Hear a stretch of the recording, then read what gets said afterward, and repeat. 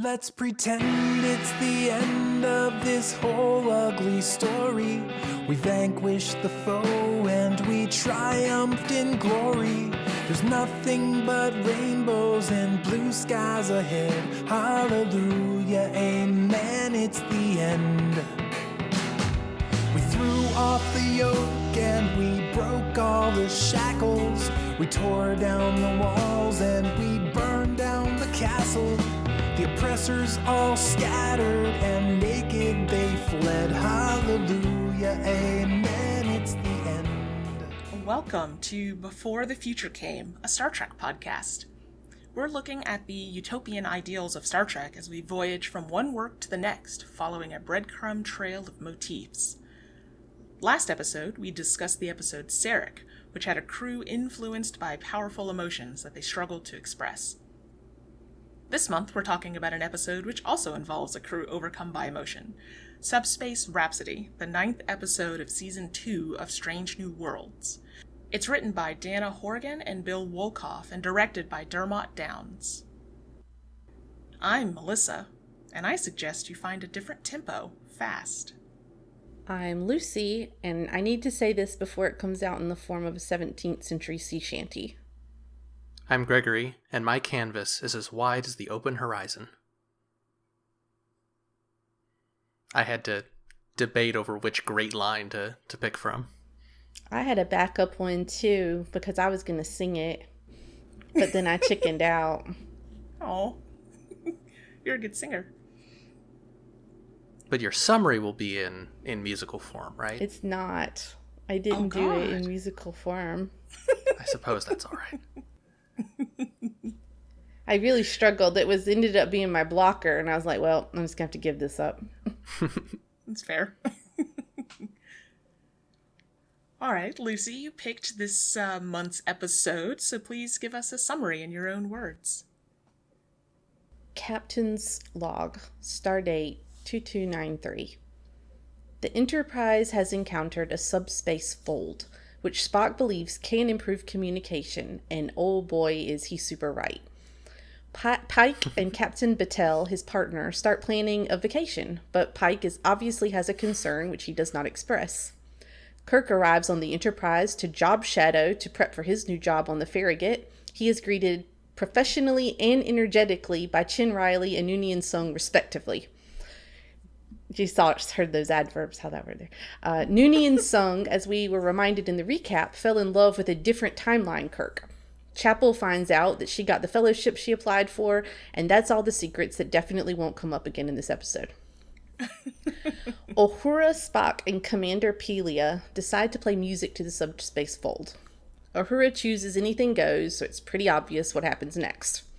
An improbability field washes over the Enterprise, and Spock breaks into song. The first song, Status Report, is all about how everyone is confused to be singing. Carol Kane sings one line because this show has lost its mind. They probably couldn't afford her. I assume they cannot afford her because what were they thinking? Kirk assumed that the Enterprise crew had planned some sort of flash dance until he himself began singing, which is the most reasonable thing someone says for the next 50 minutes. Spock and Uhura start trying to figure out the improbability field, and Spock notices that Chapel got a message. He unprofessionally asks Uhura what it says, and she suggests that he talk to Chapel.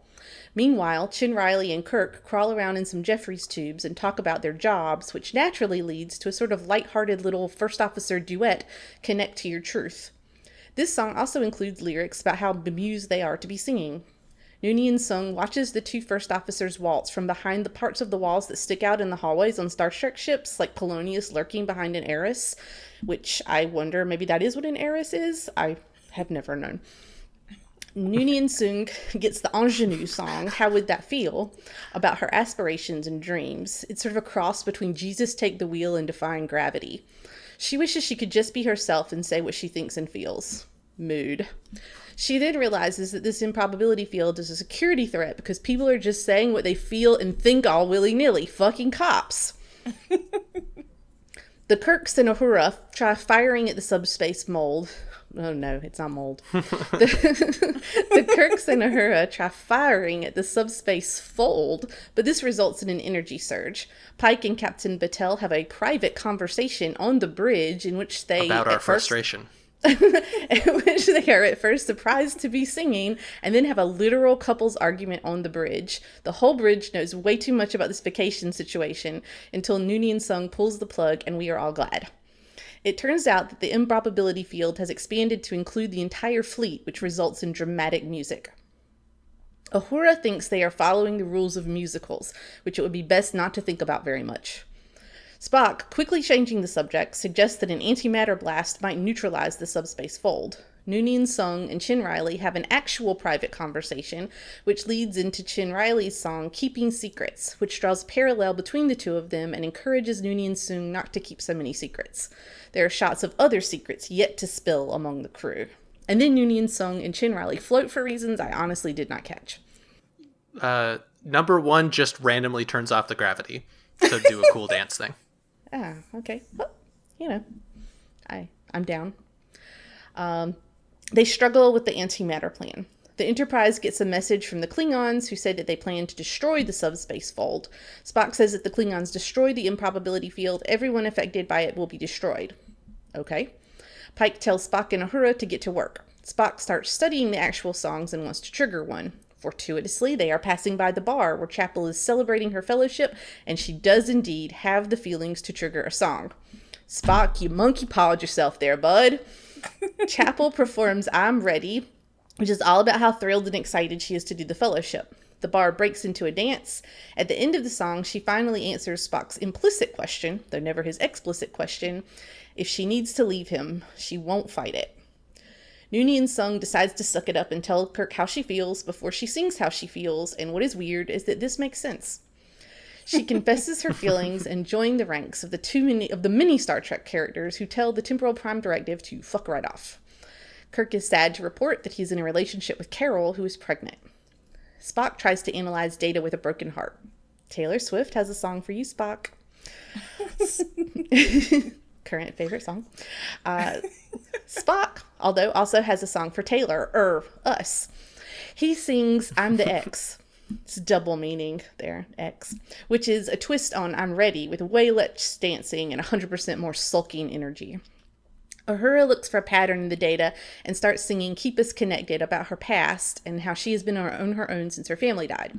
Don't worry, she will keep the crew connected. Uhura has a realization about how to solve the improbability field and wisely goes to talk to Pike instead of Spock, who does eventually barge in.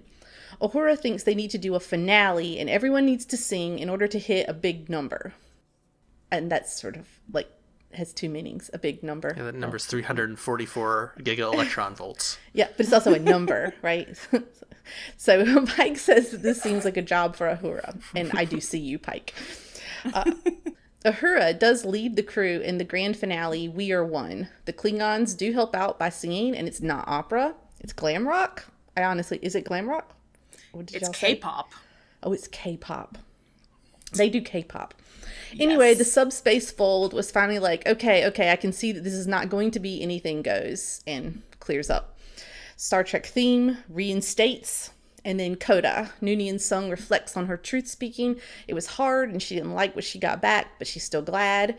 Pike and Captain Battelle work out their vacation plans, and on the bridge, Uhura starts to hum, and everyone flips their shit. Sorry, earworm. Yeah. I still have songs from this stuck in my head, and I watched the episode a little while ago. I've been singing them nonstop. So we've each brought a topic for discussion, and mine is one that y'all two have heard me talk about before. And it is now time to share this opinion with the world. So, I love Discovery. I like Strange New Worlds just fine. I think it's great. They are constantly having kind of the motifs and themes of their episodes and arcs be connection. They say the word connection, or we need to connect, or we need to teach them how to connect all the time. And this episode has 2 songs that have connect right in their titles. And there's one other that talks about connection decently extensively. And We Are One talks about connection a whole lot, the finale. And like the idea that the sort of way that I would summarize the message, the moral, the sort of ethical statement of this episode is we need to work together and understand each other, which is a very kind of broad, bipartisan, generic, unchallenging theme, right? Like bipartisan might be the most American word you have said on this podcast. Yeah, but like it has that feel of like whenever Star Trek says connection is what's important, I feel like they are avoiding saying something controversial. Yeah. And like sometimes Star Trek will have like one easy theme, you know, like, hey Wesley, you need to learn to be more open with your feelings, but then it'll have a deeper thing that you can pull into. And I feel like there's not really an incisive statement being made by this. And let me give you an example. We have a tradition of pulling up anime on the show. The anime One Piece is one of my favorites. It's very long running, certainly has some problems in it, some terrible transphobia in the middle there, for the anime at least. But it's a show that, like, it's for children. It's a baby show for babies, and its service ethos is sort of protect your friends, follow your dreams. We're Nakama, we're crewmates, we're helping each other out, and we want everyone to be free. And that's like a very inoffensive moral. But below the surface, One Piece's moral is cops serve the interests of the wealthy and powerful. People who try to suppress activism and knowledge are trying to prevent solidarity and stop people from getting class consciousness. These are things that One Piece is talking about, where like you can clearly say the solution to the problems in the One Piece world is not to have more cops, right? Not to make the rule of law stronger. One Piece is very much arguing that. And in Star Trek, especially recently when Star Trek's talking about connection, there's not really a concrete material argument there. It's just kind of a high mental thing. And this is not like new to New Trek. Like the original series Star Trek did some very brave things, I think. I think some of the ways that it talked about race were, I mean, they had to fight against the studio to get them in there. But like in the end, the message for the audience of Star Trek, right, for the people who were relatively left of center in America in the 60s, the statement of it's bad to be racist wasn't actually a particularly like strong concept, and it very rarely kind of condensed into anything practicable and applicable. And I think that this is a problem that, and maybe I'm wrong, maybe y'all can counter this, but I feel like Star Trek very often wants to avoid digging too deep and making anyone too mad. Like in this episode, connection means, different times in the episode, being vulnerable, sharing your burdens, being intimate with someone. Like there's a line that's like, we connected, which is like what Kirk and Chin Riley did, or Kirk and Noonien-Singh did.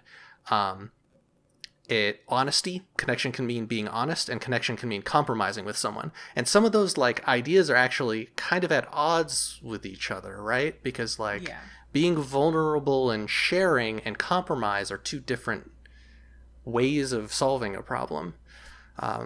So yeah, I think Star Trek's kind of scared to say controversial things. And that's why I have a problem with... That's why I groan every time I hear Star Trek say the word connection. I thought the episode had a little like internal frisson around it too. At the end, you know, Uhura says, it's only driven us apart, but music can also bring people together. And that was kind of a wild thing to say, right? Like, what are you talking about? You know? Yeah, like it's driving us apart because we said unpleasant feelings, but also we need to not keep secrets and stay connected.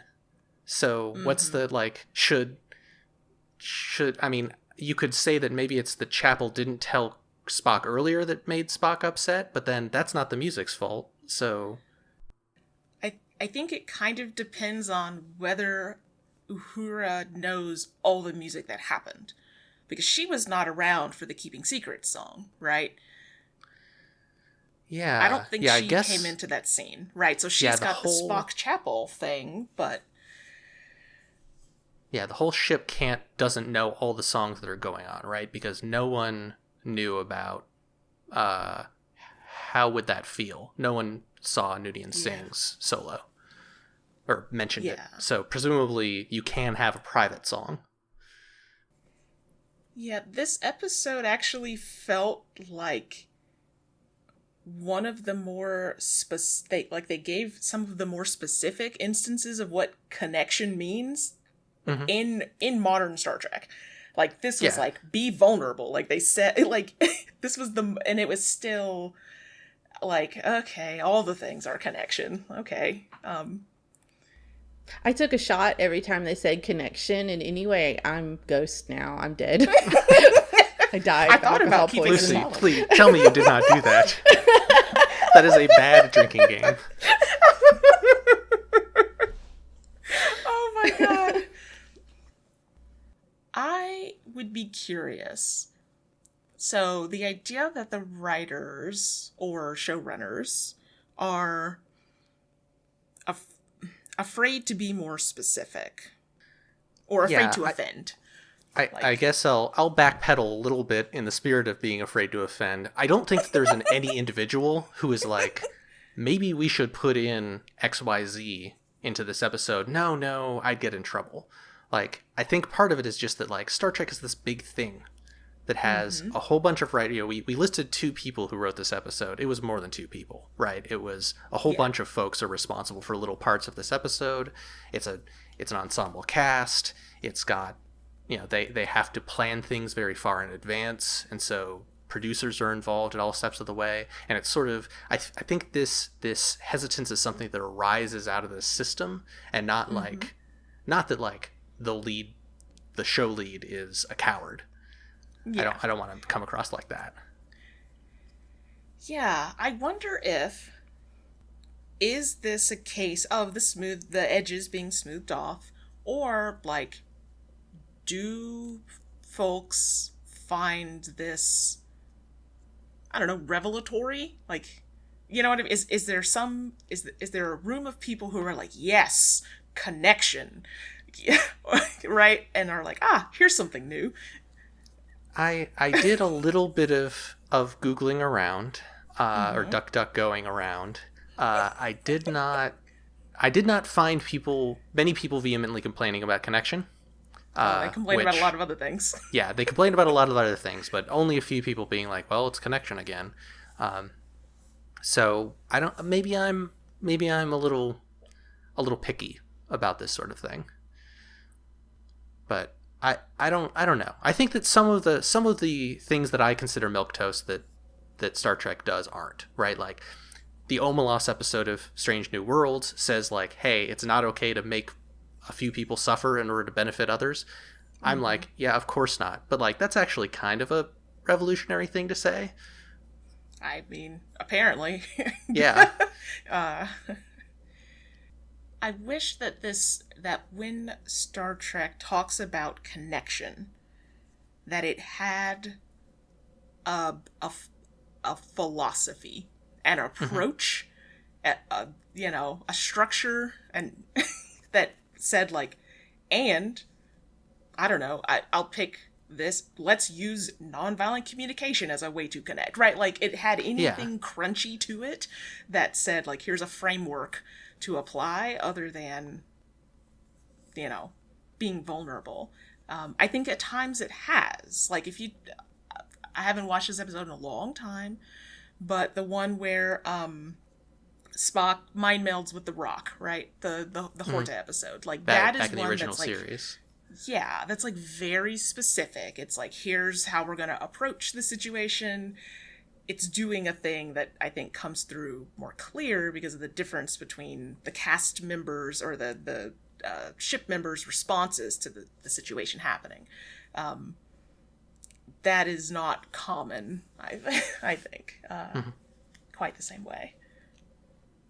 I think there's a way in which it's revolutionary in that I think at this historical moment, there's a lot of emphasis on leaders and hierarchies and how, a lot of things that people are given directives, you follow like people at the top.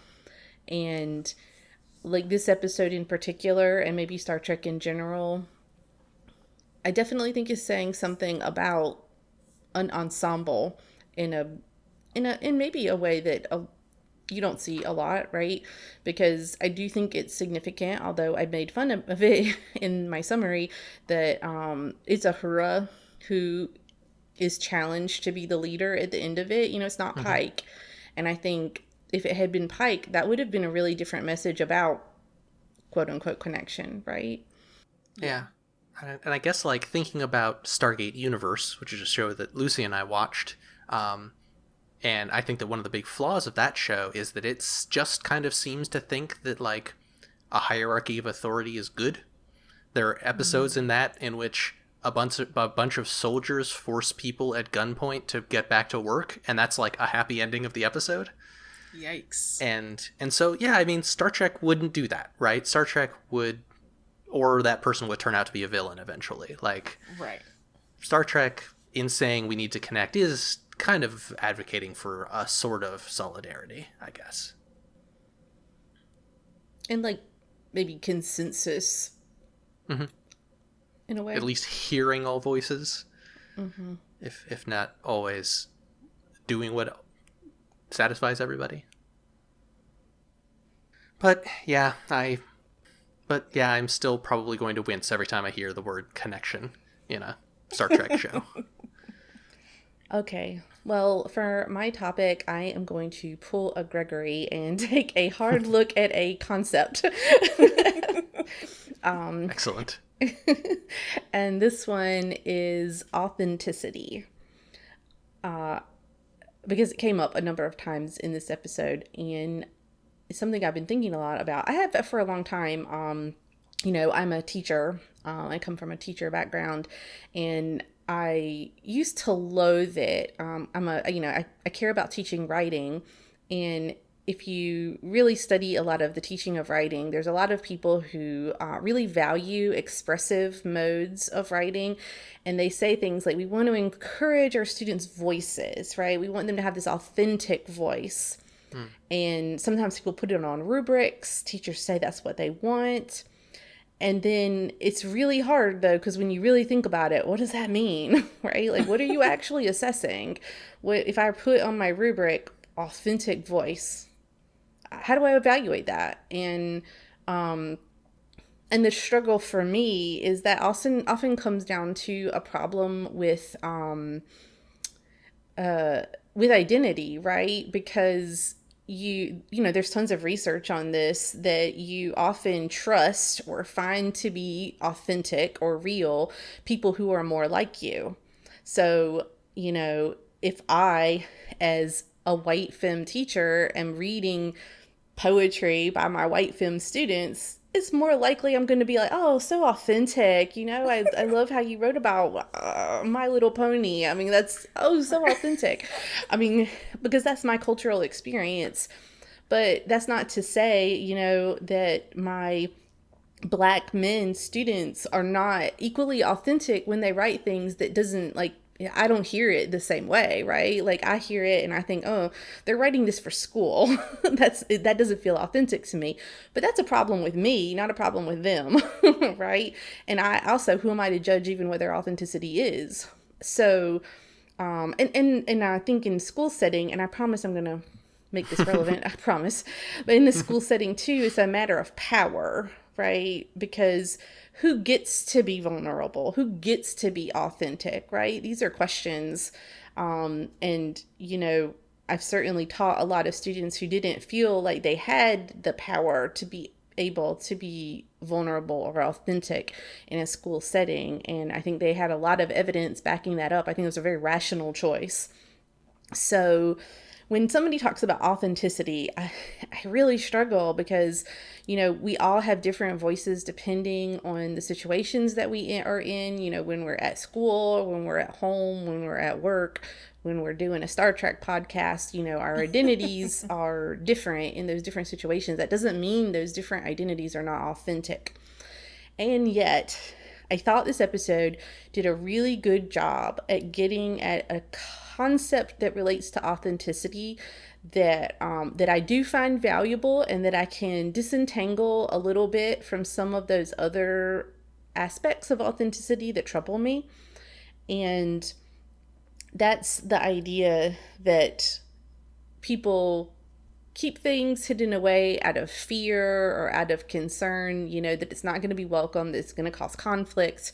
They're going to be disappointed. Like, there's a whole bunch of reasons why you might do that. And some of those things, there's a lot of good reasons why people might do that. And I do find Chin Riley's sort of arc in this episode to be, I thought, really powerful. I thought, for me, the most authentic moment in the whole episode was her Lon at the end. Lon Noonien-Singh.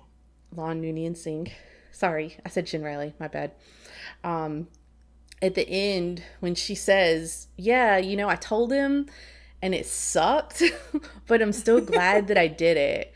And it was a very resonant moment, that was a hard thing, and she is glad that she did it. And, and I liked that. I liked that story of her character. And I did think that was I think the way they juxtapose it in her story with fear, because she's a security officer, she talks multiple times, and it's clear that she's having a personal feeling, right? Like, I personally do not want to divulge my personal thoughts and feelings, so this is a security threat. Although there's also a level in which it's a security threat, I guess. But it's clearly a thing, right, that's going on with her, is that sort of fear.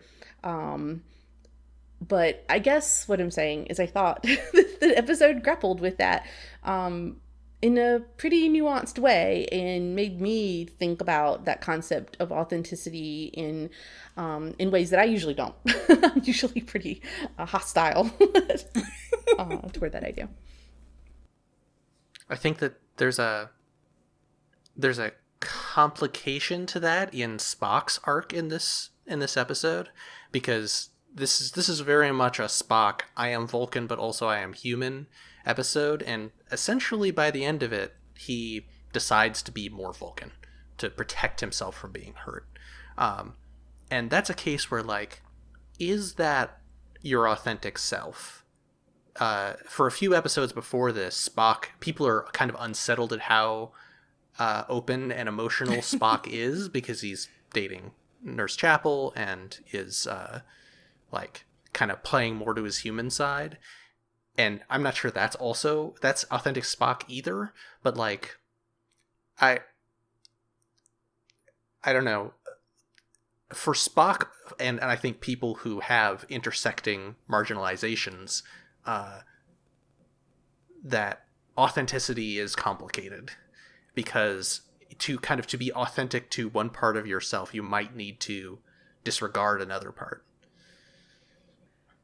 Yeah, and I would maybe zoom out a step and say that the struggle with imbalance is the authenticity, right? Yeah. It's the duality that is the truth, rather than is it this half or this half. And of course, that's picking sides is the inauthentic thing. Right. And so, of course, I think this episode sets up so much for the rest of Star Trek, right? Like, I'm going to be talking about that for sure. That's my 10 forward section. Yeah. Yeah, that's a good point. And authenticity is tough. Like, I heard someone last week talking about getting authentic Mexican food. I'm like, can we? What are we doing? Do you hear the words, right? And this episode is, that is a low bar to clear in terms of being better at talking about authenticity. But I do think this episode is interestingly complex in that, because authenticity, even in Spock's case, authenticity is his perception of what each of his halves is like. It's not actually saying Vulcans are like this. It's saying Spock has this image of what Vulcans are, and this is courtesy of his interpretations of his history, etc., and thus this is what he considers authentic. You know, it's not presenting these absolutes that we have seen Star Trek do elsewhere. And I think that those layers really help keep that idea complex and interesting. I think what really makes it interesting too is how they do a good job of like having it be on that personal level where it's like, oh, is this person able to be vulnerable? But then also you are not allowed to forget the power dynamics level of it too, right? So they have that operating, I think, so my favorite lines, the minute I heard them, I was like, oh, I just really love that. It's from the song that they sing while they float. And she says, secrets I keep safe inside, a skill I perfected so I could survive. It worked before, it doesn't serve me anymore. I wish I never learned how to be so good at keeping secrets. And I thought, oh, you know, that's really good. Good job, Letters to Cleo. Those musicians are from Letters to Cleo, who wrote the music for this episode. I definitely think authenticity ties into the concept of communication strongly. It does. And I want to talk about sort of the density of communication in this episode and sort of Star Trek at large and what it's doing in general. And I'll start by saying that I am not a person who is well versed in musicals as an art form, but I know a couple of things about musicals, and one of them is the relevant part, which is that musicals have a very distinct ability to convey information very densely, especially emotional arcs. That's something that is, I think, a signature of that form. And the writers, the show, this episode, uses that to wrap up and push so many emotional arcs. Like the Spock Chapel sitch could have taken 2 episodes. She could have gotten the news, they could have kept it a little secret for a while, don't tell Spock yet, or, you know, they could have like made this a whole thing, and they wrap it up in literally 5 minutes of song, 2 songs that were each about 2.5 minutes. And then the little bit of chatting before when she gets the news, but like, that's it. And this sets us up very well for original series Chapel. You know, I think the characters very differently performed, of course, but the setting of her working for Corby and where that all ends up going.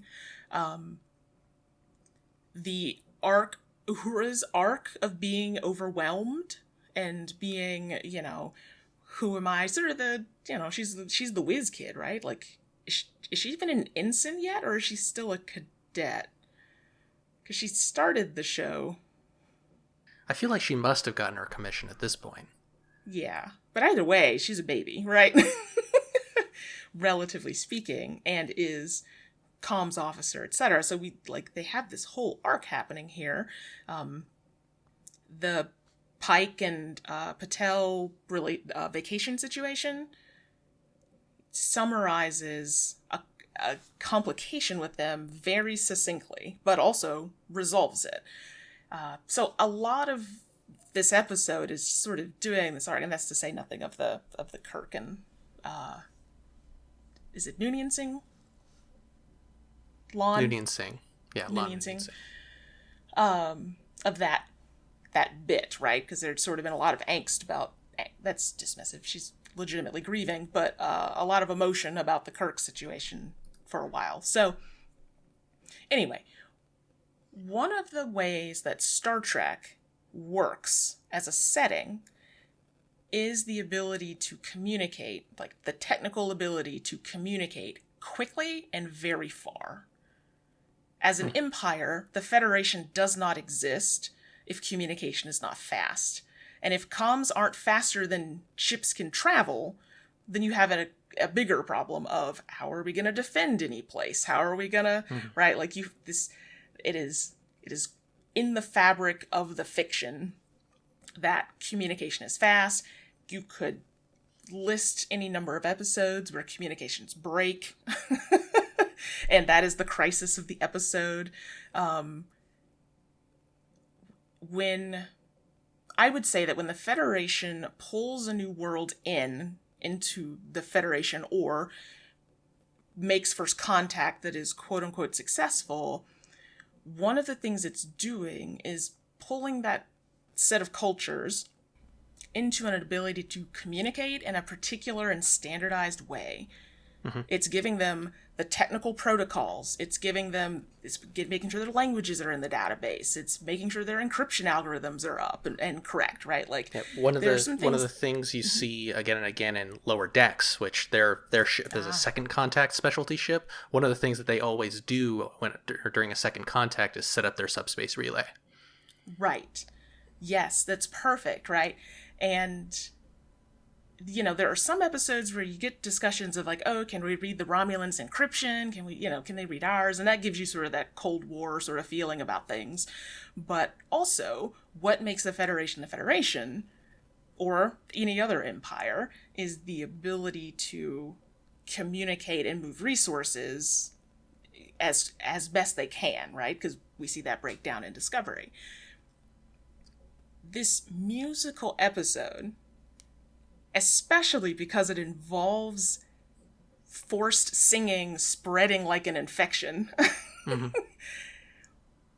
they're able to take what to me sounds like there are a lot of things about this that sound like a standard musical. Like there's that particular vocal way that people sang, there's some of the instrumentation, there's the structure of the songs. There are things here that say, oh, you're watching a musical. And they are able to play with both that sort of standardization, like, why is it this, what I will say is an American musical, right? Like, it could have been anything. We got K-pop later, but, like, this is a standard, to me, musical. But everyone knows it. Everyone can make a song in it. Everyone can express their emotions the way you would expect it to fit in this language. And so I just think it's really clever in that regard, where you sort of get this reinforcement of what normality is, what standard is, through this art form, where they, and the only twist we see on that, I think, is the Klingons. Who I will for sure talk about later. They even make Gilbert and Sullivan references in here, like explicitly. Like Uhura, I didn't note the song. This opens with Uhura picking a song to play to the whatever fold. Anything Goes is the song that she plays. It's the most Americana ass sounding thing. She explicitly says from the Great American Songbook. Yeah. Why did she pick that? Like, she's a fan of show tunes, I guess. But American ones, right? Like, it could have been... Yeah, Nyota Uhura, who's... I forget what country she's from, but it's not America. No, it's... I forget also. It is a specific region of Africa that eventually gets... Let's see. Kenya is where she was born, at least. And so, yes, anyway, the ways in which this sort of manages to reinforce some of the, I don't know, hegemony of the of the Federation is interesting. Yeah, you hinted at this, but just to make it explicit for maybe folks who didn't see the episode, and this got covered a little bit in the summary, the experiment that they're trying to do is to use this subspace fold to communicate faster. they say early on that it takes a week for a message to get across the quadrant, and this could cut that down to days, hours, I forget what they say. But like it would triple it at one point. Okay. But it's literally like this musical is literally a tool. They try to make it a tool for extending the influence of their empire. Exactly. So what did you make then at the end when Pike was like, hey, maybe we should open up communication channels to whoever's around? Because they need more singers, and so they're No, they're already done at that point. That's the end. They finished it. It's done. You're right. And he says, open. Let everyone know what hey, happened. I think other people might want to know what we learned. That's interesting. That's kind of the counterbalance, right? Yeah. Did he mean non-Federation, or did he mean informing Federation folks? I understood it to mean folks not from the Federation. That's interesting. I missed the nuances that it might tie into the Klingons complaining that they are only contacted when there's drama. And sort of like, hey, maybe we could do better. But I think you're right. I mean, on one hand, being able to, this is an extremely cynical take, and I don't know that I believe it, but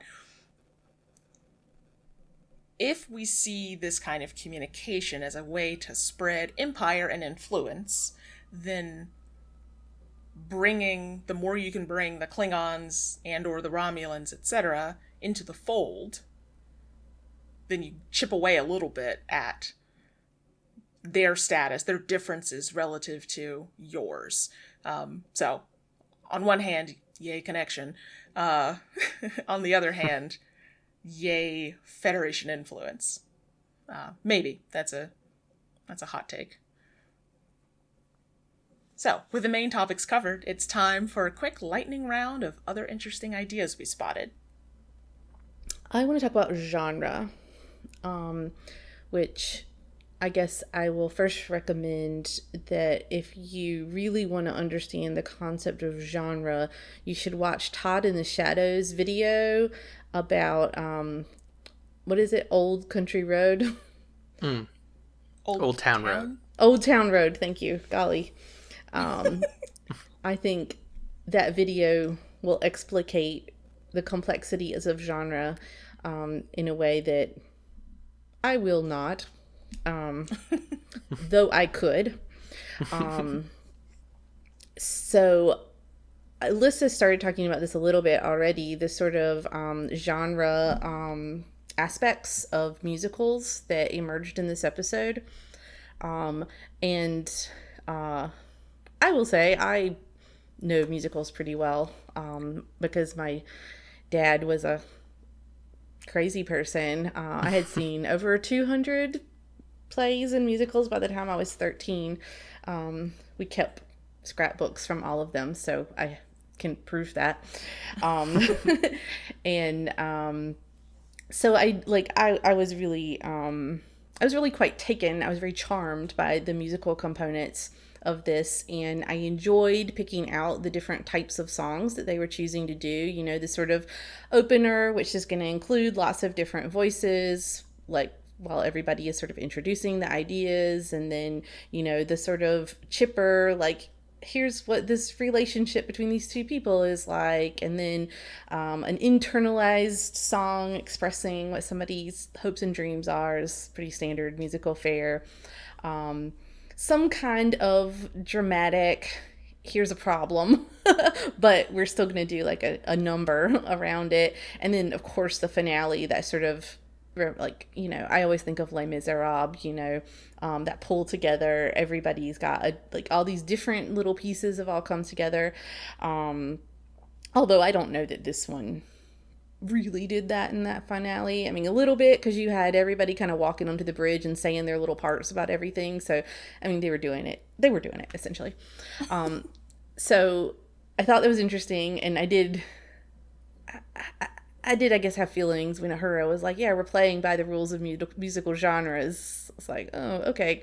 I don't want to get too much into that. But I think what was really fascinating is the ways in which they weren't using musical genres.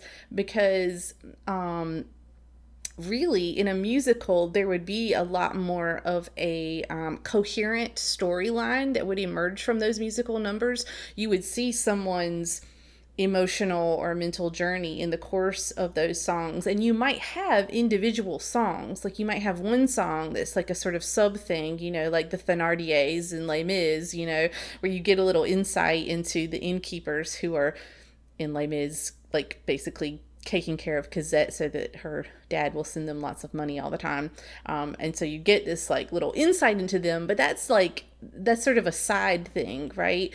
And this episode really didn't do that, right? At first I was thinking, well, in a way, Noonien-Singh was sort of that central character, but then no, actually, I mean, I really just can't make that argument at the end of the day because she has an important storyline, but then so does Uhura. And Uhura is kind of more important at the conclusion. And then what about Spock, you know, and Spock's sort of thing that he goes through. And so what I really think is very clever about this episode is the ways in which it kind of tricks you into thinking, oh, we're doing a musical.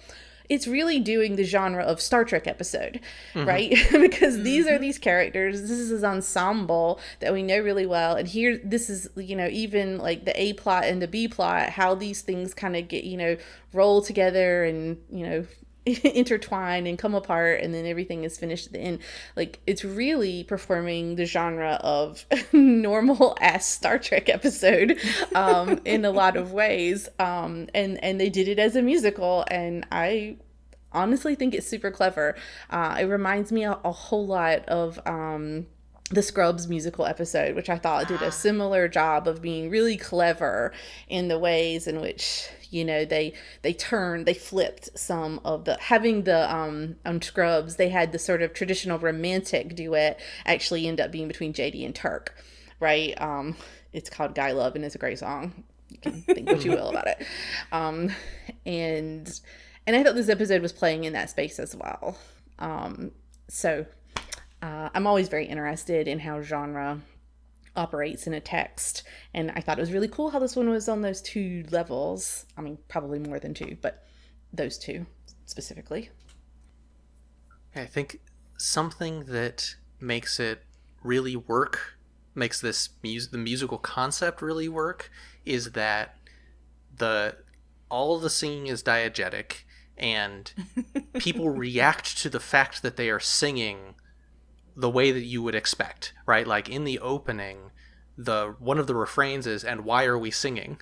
Yeah. And I think that, like, I think I would have been fine if this was just inexplicably a musical episode where the music was happening like at the level of the form, where we're just kind of seeing people sing, but understanding that, like, probably in their quote unquote real lives, they're just talking.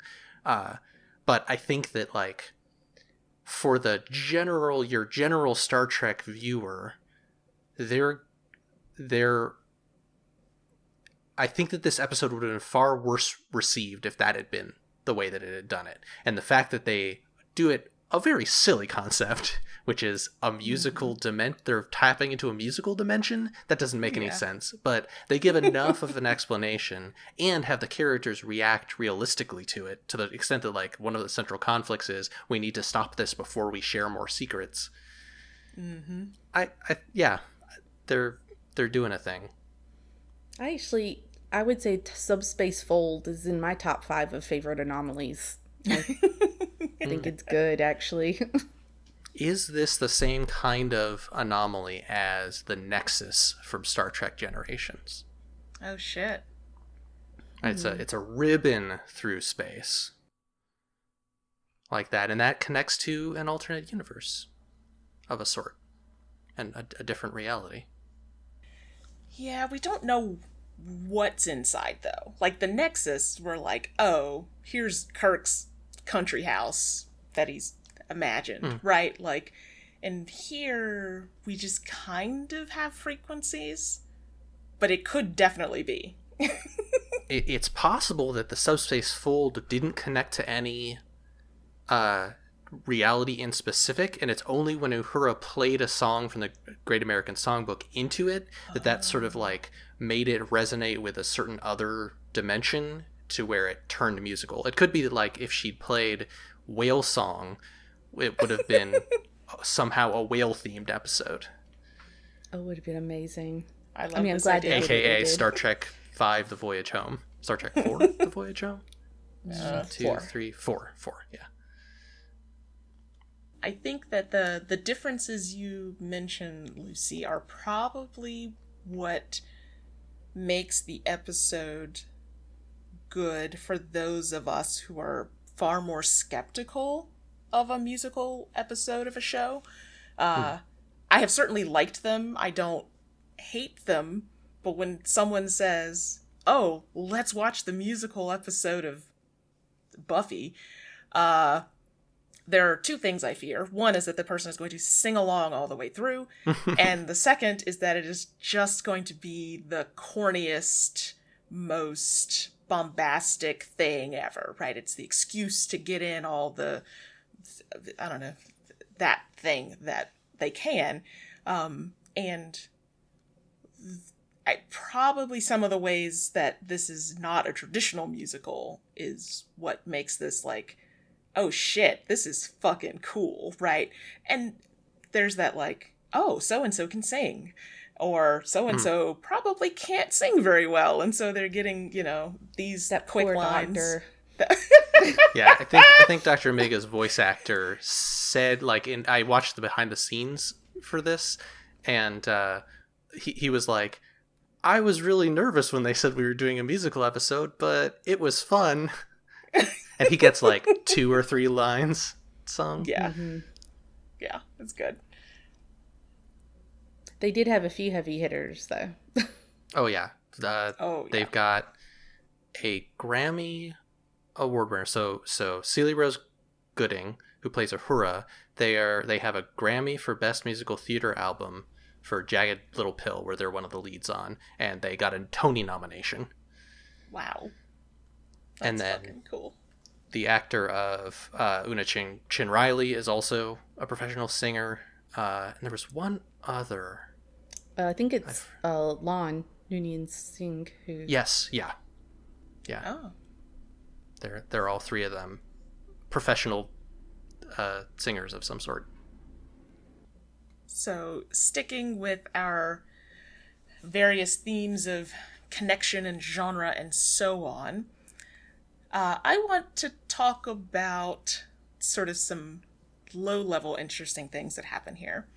I am not any sort of musical analyst or anything on that sort of technical musical level, but I found it fascinating the way songs here that share motifs or songs in which that are solo are very specifically tied to the concepts of being connected, right? So the How Would That Feel song that Lon sings, that's very like, I would like to be vulnerable, is very, it's very tragic, it's very hopeful, it's, all this stuff. But when it gets to the Keeping Secrets song, which she's singing with Una, she's like bolstered and reassured and becomes, I'll say strong enough to talk to Kirk about that whole historical situation. The I'm Ready and I'm the X songs, despite the fact that to my initial naive ears, they sound very different. They are in fact not, right? So they both open with the same line of, this news really changes everything. Musically, like if you actually listen to it, there are quite a few ways in which they overlap. I think I'm the X is even called a reprise of I'm Ready, right? Yeah. So dark reprise is the term for this in musical talk. Okay. You do a happy song and then you do a sad or a darker version of that same song. Yeah. And there's overlap between I'm Ready and maybe Status Report. There's something that ties those as well. Like maybe I'm Ready is a minor key version of parts of the main title Rhapsody theme that they do. So there's all these sorts of connections that are like tying things together where people who are singing solo or their focus is solo, it's a sign of a shift of connection. Like when we come into whatever they call their bar, and right before Chapel's song, we're coming in with Spock's point of view, right? It's him coming in the door, it's him being shocked, and then it very quickly becomes about Chapel, right? And they barely cut to him looking sad at all. It's her, and she is supported by the crew, and Uhura, who had been at least empathetic to Spock's stance, right, who came in with Spock, is like happy-go-lucky singing in there too, right? Like here's my girl, happy for her. And then of course we get the shift back to Spock's perspective. But I do like the way they sort of weave that together, where the more solo songs are the more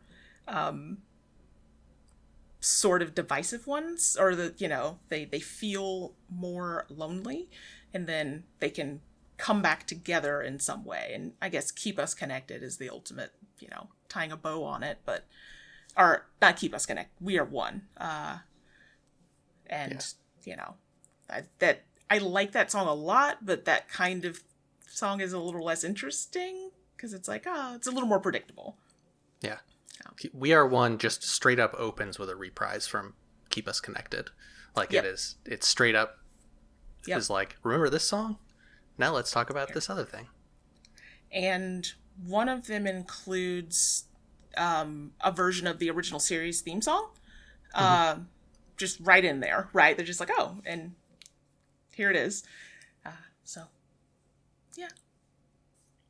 think I want to dig a little more into the ideas of secrets that get bounced around in this episode, because we get like the big fear of this musical genre thing is that that kind of important ship secrets are going to get out, and that like there's going to be division among the crew. And the secrets that we actually get here are Batel wants to go on a certain sort of vacation, and Pike didn't tell her that he didn't like the thought of that. We get that Noonien-Singh has a crush on Lieutenant Kirk. What's his rank now? James Kirk. And we get that Chapel didn't tell Spock about her fellowship first before she announced it to other people. And that's basically, yeah. To be fair to Chapel, she happened to be in a room that contained other people when she got the news. Yes. So it's not like she could have told him first. She was standing next to people when she found out. But like, she could have told him before the party. Yes, this is true. Yeah. And this comes up specifically. I was struck.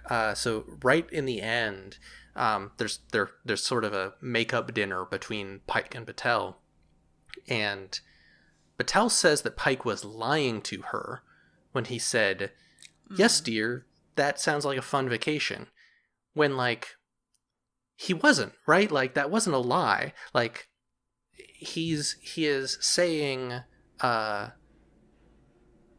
he was choosing to overlook his own needs in order to make her happy, which, is maybe a yellow flag in a relationship, a sign of an issue there. But like, it wasn't lying. And it feels like the writers were like, hey, musicals reveal truths, right? When people sing in musicals, they reveal truths about themselves. And then sort of flipped that, and the opposite of revealing a truth is not lying. Like, there's all sorts of reasons why you just don't tell people things. And in the song Keeping Secrets, Unish Riley knows that, right? It makes that clear. That the line that Lucy read, where like it was hard for her to keep secrets. It was bad that she had to keep secrets, but those secrets 100% kept her alive. The secrets we're talking about, spoilers for end of season 1 of Strange New Worlds, but it's not a huge spoiler. Una is an augment. She has been genetically altered, and that is illegal in Starfleet, and she lied about it on her application. And when it got revealed, like, it got revealed to the crew first, and they kind of kept her secret. But when it got revealed to the authorities, or maybe when she confessed it to the authorities so that it wouldn't get revealed by surprise, she's thrown in jail and is court-martialed. And like, she was 100% right to keep that secret. And it was only because Star Trek wanted to have a trial episode that she even made it out of there, right? She should have been drummed out of the, I mean, not should have. It was evil that she was drummed out of Starfleet, but it was protocol for her to get drummed out of Starfleet. Right. And like, this show is very interested in authenticity and communication and all of that, but like, sometimes you just don't have to share a thing. Yep. Like, Noonien-Singh and Kirk, Chin Riley is like, you're keeping secrets from him. The secret she's keeping is really that she's got a crush on him, right? And that's not, like, it's not lying to not tell someone you have a crush on them. Sometimes you're just like, we don't need to get into all that. She didn't even really need to tell him that there was time travel involved, right? She could just say, like, I felt a strong connection to you as if I knew you from another place or something like that. And I That's don't what the know. Prime Directive would certainly want her to do. And I mean, I think she maybe avoided violating the Temporal Prime Directive, because all she said was, there was some time shit and I met a version of you that wasn't real. Yeah. Right. Yeah. And that's like, that's not, that won't cause any problems, because it was from a quote unquote dead timeline. It was from the thing that created that timeline was fixed, and so that universe is irrelevant. So it's probably not a violation. If she, it's not bringing future information into the present. It's bringing past information forward. So I think that this show is too hard on people having privacy and having things that they don't talk about. I think that, the problem in most of these cases was that people were feeling bad about not telling. They didn't feel as if not telling was right for them. And that's very different from lying always being wrong, or not telling the truth always being the right thing. Star Trek is, I think, really concerned in virtues, in like, we need to make these universal rules. Truth is good, untruth is bad, and like, no, sometimes telling the truth is good, and you should, like, maybe even say, when in doubt, tell the truth. When in doubt, be open. When in doubt, share. Unless you feel like you've got a good reason not to. But like, that good reason can be, I don't wanna. Like, that's private. I think the show, I think the show is recognizing the privilege that being vulnerable is a privilege, right?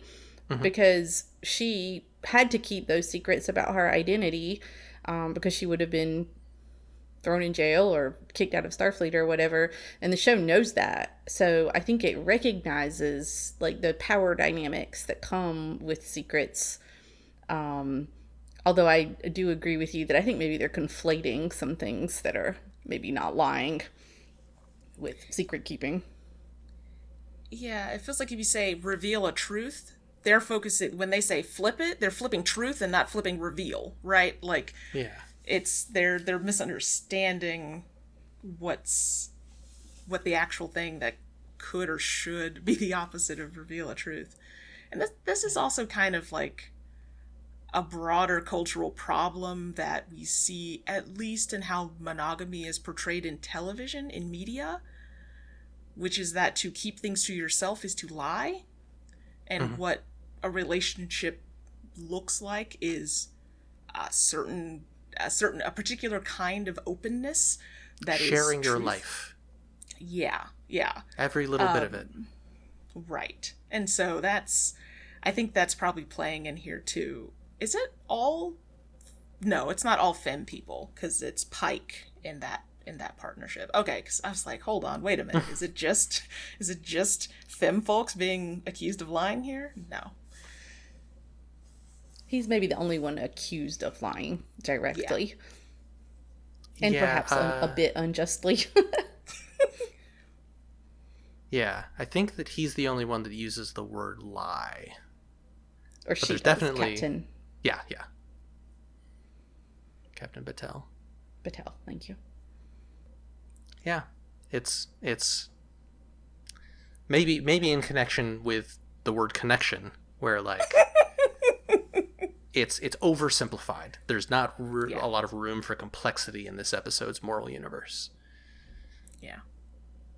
It depends feels more wishy-washy than we should always be connected, but it really isn't. Like, it depends is kind of a bold statement to be able to say, like, this is contextual. We need to consider these factors, as long as it's not like, it depends, so let's not talk about it. Yeah. So, in addition to all the deep stuff, we're also all big Star Trek fans. So let's head to 10 Forward and talk about stuff we geeked out about. I will start with the Klingon musical number. Near the end of the episode, in the We Are One ensemble piece, the Klingons are contacted because they need more singers, and the Klingons perform a K-pop number, a short one, including dancing. We, as Star Trek fans, expected opera, right? We expected Klingon opera 1000%. Something dour, something serious. And what we got was a really good, cheesy dance number. We got the same level of embarrassing exposure that everyone on the Federation side had. There's a line, the Klingons say something like... I've got all the lyrics. Earlier in the episode, the Klingons say, "We have located the abominable source of our dishonor and will destroy it immediately." They are humiliated. They mortified. Are humiliated.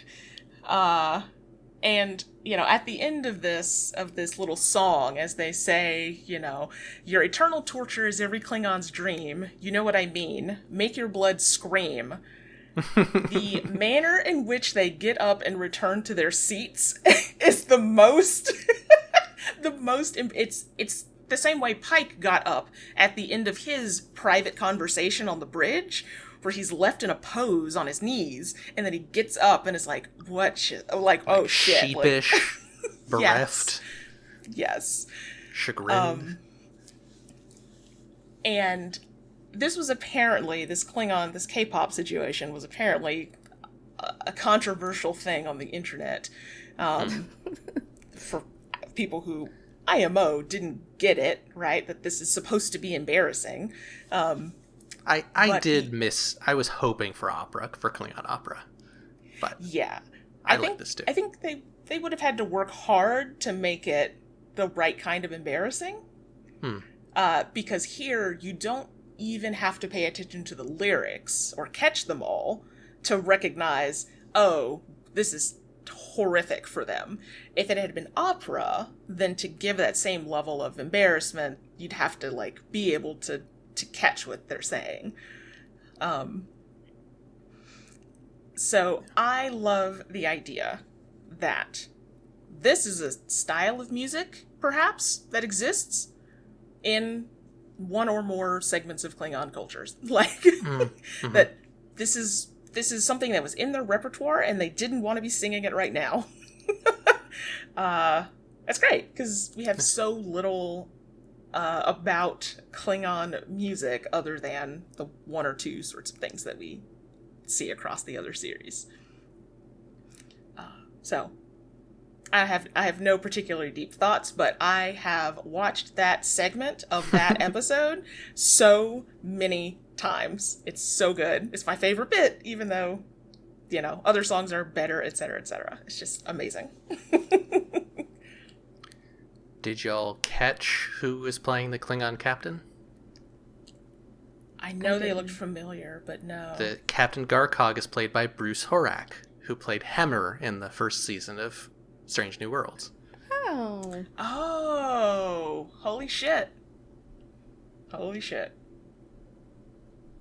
I think the thing that I loved about this episode as a fan is it has one of many examples of a great Star Trek retcon. The Trek really, really loves to do retcons, it's short for retroactive continuity. It's when you like say something later on in a narrative, usually in some big media franchise, that like contradicts or is slightly different than what was said at some point like earlier in its publication history, and recontextualizes that. So like it's with Star Trek, especially because the series jump around in time a lot, both within their fiction and also like where they're located compared to a real life calendar. There's been a lot of retconning, like the Klingons having bumpy foreheads is a retcon.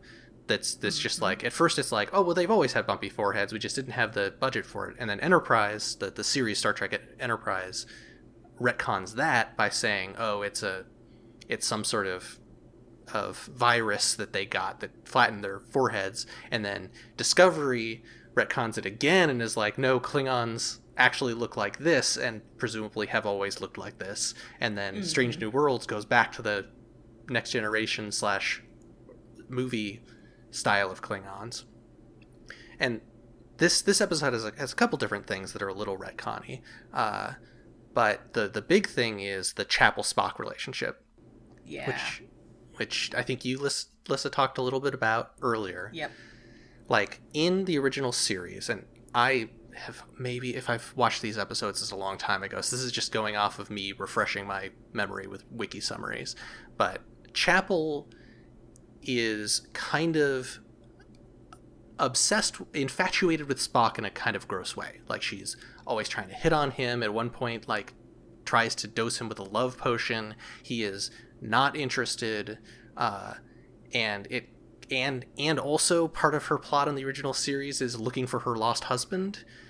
And so it's just kind of weird and creepy in a few different ways, and makes her look like a lot of women in original series, kind of weak and emotional. Like, right. She's like unable to maintain a professional atmosphere. Especially in contrast to Spock, right? Like, yeah, who is always professional, always contained. Yeah. Mm-hmm. Yeah. And then this episode, and you know, Strange New Worlds in general, is like, no, they dated. When Chapel is being weird and infatuated and overly affectionate with Spock, it's not just that she's being unprofessional, it's that he's pretending that they never dated. He's acting as if he isn't into her, whereas in reality, he sung a song and Uhura heard it about how he's going to deliberately suppress his feelings for Chapel and pretend that he isn't into her in order to deal with the pain of her not being that into him. Yeah.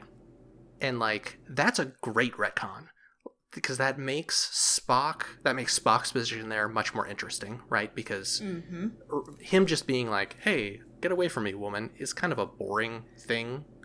And also, it's less misogynist this way. Yeah. Yeah. Yeah. Where it's like, oh, it's not a woman being emotional. It's specifically Nurse Chapel being kind of having sort of emotional whiplash, or having a rebound from her complicated marriage, and Spock being cold and not being open in that way. Except for the Pon Farr episode, which... Yes, yeah. Yeah. There's when Spock is compromised, sometimes he's into Chapel. But, right. Yeah, I like when retcons in Star Trek make things richer. Yes. Both Discovery and Strange New Worlds are especially good at that. We talked in an earlier episode about how, like, knowing that Michael Burnham, no one's allowed to talk about Michael Burnham, and that Spock has a secret sister and that Sarek has a secret daughter that they're not allowed to talk about for fear of destroying the galaxy is pretty cool. Like that makes a lot of their tension richer and more interesting. Mm-hmm. It is a convenient way to package up, Burnham's existence or lack of in future stuff, but also fuck it, I like it anyway, right? Yeah. I now feel like I should have chose something more interesting and nuanced, because the thing I was just gonna say is, like, I really love a musical episode. I was really excited when they started singing, and I liked it a lot. I was watching it, I've watched it like 3 times this week, and plus I've been listening to the soundtrack, and so, like, some parts of my brain kind of keep jumping in and being like, oh, well, but, there's things that aren't good about it, right? Like, I've been listening a lot to Hamilton because I saw it in New York recently, and, like, I don't want to get into it about Lin-Manuel Miranda, but he is a great lyricist, like, his lyrics, there's a lot going on in them, and they're very interesting and complicated, and, like, a lot of these lyrics are not. Like, they are, they're pretty bog standard. Yeah, and they hammer stuff in, and you're like, okay, they're doing these things, but I think it's great that they made this imperfect piece of art. I think it's great that somebody over there at Strange New Worlds headquarters said, you know what, I know the people from Letters to Cleo, let's get them in here and see what happens. And, they could have worried about making it, like, a better musical in some ways, right? Like, some folks were definitely auto-tuned. Not everyone can sing, like, and then there were definitely, like it's imperfect. And they did it anyway. Yep. And I don't know. I think that's what I want art to do. I think I want lots of imperfect art. Where the ensigns just start dancing down the hallway of the Enterprise. I mean, I love it that they just made a Star Trek ass musical and committed to that and did that. And may I recount what happened when we first watched this episode? Yeah.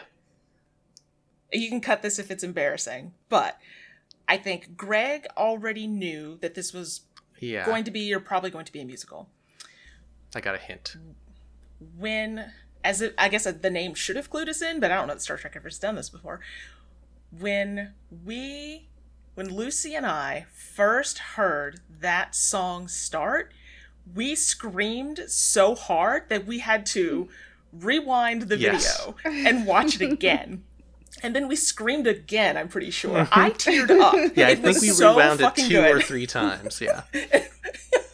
Like, screamed. And again, this is me as someone who does not get excited about musical episodes. Like, those opening notes of Status Report. Like, oh my god, amazing. So, they did a great job. Even though, like you said, there are things that are imperfect. And fuck it, it's good. Do we want to mention any more of our favorite lines from songs? We've covered a few. The unpopular opinion maybe, but I think I'm the X had some just killer lines in it. Oh, it was so good. For sure. Yeah, I mean, it's probably the best lyrics in the whole thing. I mean, just some really clever shit. Yeah, so clever. I noted down from that song, I've got no one but myself to blame. I've betrayed my core philosophy. Unbending reason must be my true north, lest I drown in the sea of pain. And the refrain there is, I'm so dysfunctional, weak and emotional, feelings I can't contain. It's real good. That's the part where he says the Y, and I solved for X. Mm-hmm. It's just, it's really good. Liked it a lot. I will quote from the Klingon song. Why you always calling us when you got your dramas? One of these days we'll repay you. We'll slay you. It's just fucking amazing. It's just fucking amazing. That's pretty good. Yeah. I think my favorite lines are from How Would That Feel, which is the Noonien-Singh solo song. The audacious line there that I love is, this is a couplet, "It might be time to change my paradigm," is an amazing couplet, because the might gets held so long that it's the same duration as the entire rest of the sentence. And then, "My fear is staked. I have no faith. Contented freedom is not real." And like, I wish "contented freedom is not real" had been the theme of the episode. Like, that's a bold thematic statement of like, if you're only putting up with the thing that makes you free instead of getting connected to other things, that's not a real freedom. That I would have entertained that as a definition, as a consistent definition of connection. But that whole song, I think, is my favorite lyrically. Maybe that's why her storyline is so much more resonant. I feel like her storyline is very resonant in this episode. Yeah. There are a few little things I like. There are places where I noticed where the silences stood out, where like in the final "We're All Cool" song, when Kirk is singing a line, he sings one line that's short and doesn't extend the note, doesn't like do a thing to fill that, and then continues on. But the thing that I noticed the most is that when there is complete silence, they play that warble, that original series bridge warble. So there's some of these moments where I think one is where like Pike has maybe done something embarrassing, or like maybe after that private conversation song where there's just nothing, and then there's that little warble, almost like a little laugh track on what's happening. Or like a cricket chirping. Yeah. And then I love some of the tiny little replies and twists, like when status report starts and Spock starts singing, Uhura, like just between one of his lines, says, "I have sick bay for you, sir." Right? Like clearly something the fuck is going on, right? And at the end, when they're singing about how they'll miss the singing, Spock is like, "I will not miss the singing," right? Like there's just like these sorts of little twists are, I thought, very clever and very good, and well centered to use Spock's, straight man demeanor in order to contrast with the silliness of the songs. There's a cute bit right at the end where they have to get to 344.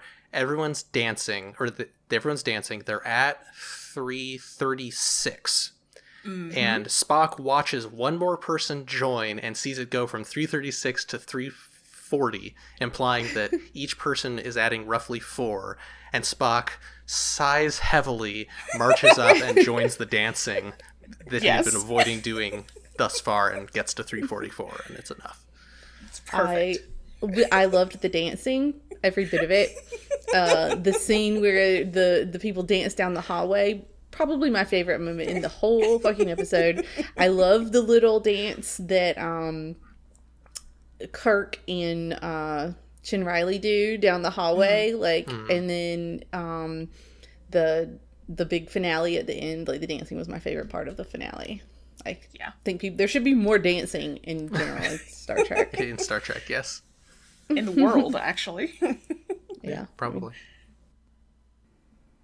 Now, at the end of each episode, we pick the next thing we're watching based on a connection from this episode.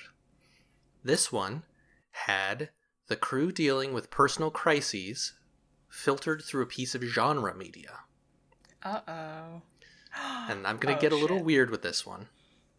So we can, if this is a problem, we can talk about it. But for next time, we'll be watching episode 9 of season 1 and episode 8 of season 3 of Lower Decks.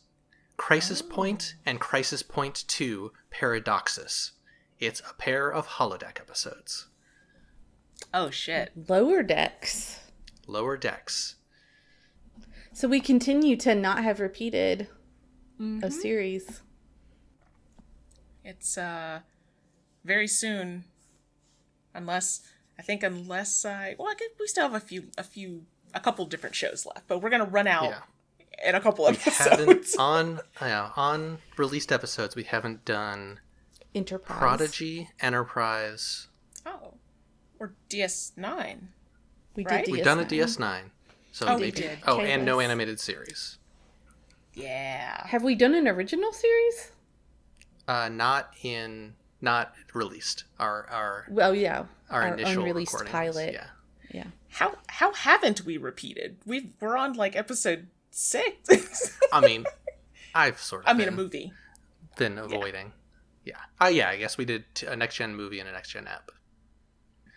So those are a pair of episodes where kind of members of Lower Decks have crises that are filtered through a holodeck action movie, a pair of holodeck action movies that they're playing. And you can find those on Paramount Plus or wherever you acquire Lower Decks. All right, so next time we'll be discussing Crisis Point and Crisis Point 2 Paradoxus on Before the Future Came. You can find links and show notes at beforethefuture.space. Now, show notes include various pictures and things that don't always communicate well to podcast listeners or podcast readers. So please rate us 5 stars on Apple Podcasts or wherever you found the show. You can submit questions on co-host at cohost.org/beforethefuturecame. You can send us comments on our website or write to us at onscreen@beforethefuture.space. I'm Gregory Avery Weir, and you can find me at ludusnovus.net or on cohost at cohost.org/GAW. I'm Lucy Arnold, and more frequently blog at intertextualities.com. And if there's anybody in education, I do have a chapter out this month in May on digital rhetoric. If anybody's fascinated by that topic, you can check out my chapter. Congratulations. Yeah. Thank you. I'm Melissa Avery Weir, and I live at urson.net and on Mastodon at melissa@urson.life. Our music is Let's Pretend by Josh Woodward, used under a Creative Commons Attribution 4.0 license. Thank you for listening. I'm sure we'll all live happily ever after, surrounded by butterflies, children, and laughter. It's a fairy tale story, so let's just pretend. Hallelujah, amen, it's the end. Happily ever after the end. I was just going to say, it doesn't have anything to do with music, but that whole conversation about bunnies, also hilarious. I doubt we will be bunnies. That is a Buffy reference. It's a Buffy reference. Buffy musical episode, which also is a similar, like, there's a curse or something that makes them sing, so it does a similar, like, the singing is diegetic and they don't like it. There's an exchange there about Anya is afraid of bunnies, maybe? Yeah. Is a running gag, think and so. so that comes from that episode. I did not get it. I still thought it was funny, though.